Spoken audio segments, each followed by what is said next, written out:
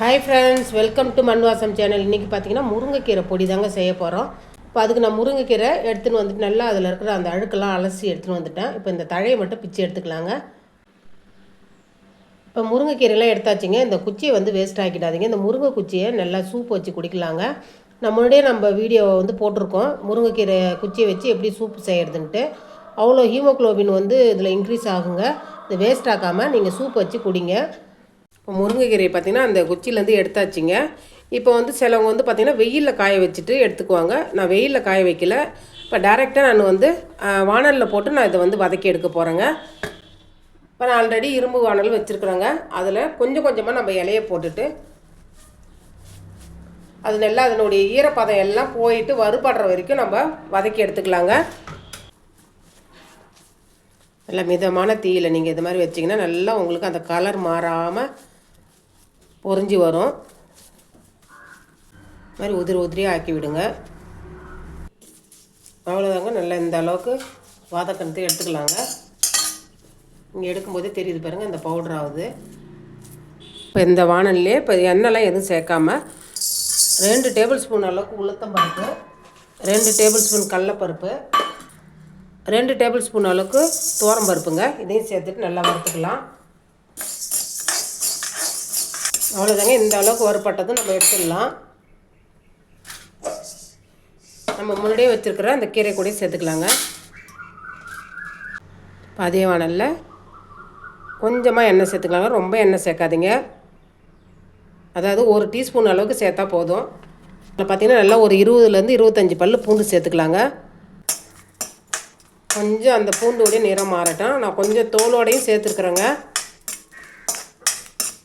நல்லா இந்த அளவுக்கு சேர்ந்தது. நல்லா 1 டேபிள் ஸ்பூன் அளவுக்கு முழு தனியாக சேர்த்துக்கலாங்க.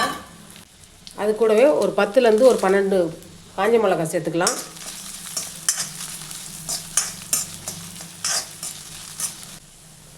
மிளகு 1 டீஸ்பூன் அளவுக்கு சேர்த்துக்கலாங்க. ஜீரகம் 1 டேபிள் ஸ்பூன் அளவுக்கு சேர்த்துக்குங்க. அது கூடவே வெள்ளை எள்ளு அதுவும் 1 டேபிள் ஸ்பூன் அளவுக்கு சேர்த்துக்குங்க. அடுப்பை மீடியம் ஃப்ளேமில் வச்சுக்கோங்க. ரொம்ப ஹை ஃப்ளேமில் வைக்காதீங்க, கருகு விட்டுறக்கூடாது.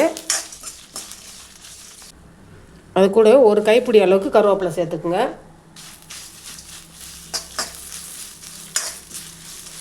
அதையும் சேர்த்துட்டு நல்லா அந்த எண்ணெயிலே பொரிய விடுங்க. இது கூடவே நல்லா ஒரு பெரிய நெல்லிக்காய் சைஸில் புளி எடுத்துக்கணுங்க. அதையும் சேர்த்துக்கலாம். நல்லா பிச்சு சேர்த்துக்குங்க. அப்போ தான் அந்த எண்ணெயிலே கொஞ்சம் பொரியும். அந்த புளியோடைய பச்சை வாசனை போகிற அளவுக்கு வதக்கிக்கலாம். அவ்வளோதாங்க. இந்த அளவுக்கு வதங்கினா போதும். நம்ம முன்னாடியே வச்சுருக்கிற அந்த கீரை கூட இதையும் சேர்த்துக்கலாங்க. அவ்வளோதாங்க. நல்லா ஆறிடுது. இப்போ போட்டு இந்த மிளகா இந்த புளி எல்லாத்தையும் சேர்த்து ஃபஸ்ட்டு அரைச்சி எடுத்துன்னு வந்துடலாம். இது கூடவே பார்த்திங்கன்னா தாராளமாக நல்லா 1 டீஸ்பூன் அளவுக்கு பெருங்காயத்தூள் சேருங்க. கூடவே தேவையான அளவுக்கு உப்பு சேர்த்துக்கலாங்க. இப்போ இதை அரைச்சி எடுத்துன்னு வந்துடலாம். அவ்வளோதாங்க. இப்போ அரைச்சி எடுத்துன்னு வந்தாச்சு. இந்த பவுடர் ஓரமாக வச்சுக்கலாம். இதையும் சேர்த்து அரைச்சி எடுத்துன்னு வந்துடலாங்க. அவ்வளோதாங்க. இப்போ 2வது அரைச்சி எடுத்துன்னு வந்தாச்சு. இதில் சேர்த்துக்கலாம். இப்போ முன்னாடி அரைச்சோம் இல்லைங்களா, அதில் உப்பு சேர்த்தோம், பெருங்காயத்தூள் சேர்த்தோம் இல்லைங்களா, 2த்தையும் ஒன்று சேர நல்லா கலந்து விட்டுக்குங்க. அவ்வளோதாங்க. முருங்கைக்கீரை பொடி ரெடி ஆகிடுது.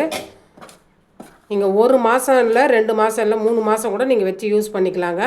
இப்போ நீங்கள் யாருன்னா குழந்தைங்க எதனா வெளியில் இருக்கிறாங்கன்னா அவங்களுக்கு செஞ்சு கொடுத்துட்டிங்கன்னா அவங்க சாதம் வடிச்சிட்டு செஞ்சு சாப்பிட்டுக்குவாங்க.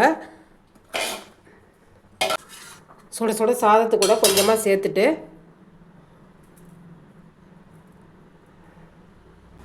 இந்த பொடியை கொஞ்சம் சேர்த்துக்குங்க. அது கூட பார்த்திங்கன்னா நெய்யோ அல்லது நல்லெண்ணெயோ சேர்த்து சாப்பிட்டிங்கன்னா சூப்பராக இருக்கும். இந்த பொடி பார்த்திங்கன்னா சாதத்துக்கு மட்டும் இல்லைங்க, தோசை இட்லி எல்லாத்துக்குமே நீங்கள் சாப்பிட்லாம். சாதாரணமாக நீங்கள் தோசை ஊற்றிட்டு அது மேலே 2 ஸ்பூன் இந்த பொடியை போட்டுட்டு நல்லெண்ணெய் ஊற்றி நீங்கள் தோசை மடக்கி கொடுத்தீங்கன்னா குழந்தைங்க நல்லா விருப்பமாக சாப்பிடுவாங்க. அவ்வளோதாங்க. இந்த ரெசிபி பிடிச்சிருந்துன்னா மண்வாசம் சேனலை லைக் பண்ணுங்கள், ஷேர் பண்ணுங்கள், கமெண்ட் பண்ணுங்கள், சப்ஸ்கிரைப் பண்ணுங்கள். பக்கத்தில் இருக்கிற பெல் ஐக்கானை கிளிக் பண்ணுங்கள். தேங்க்யூ.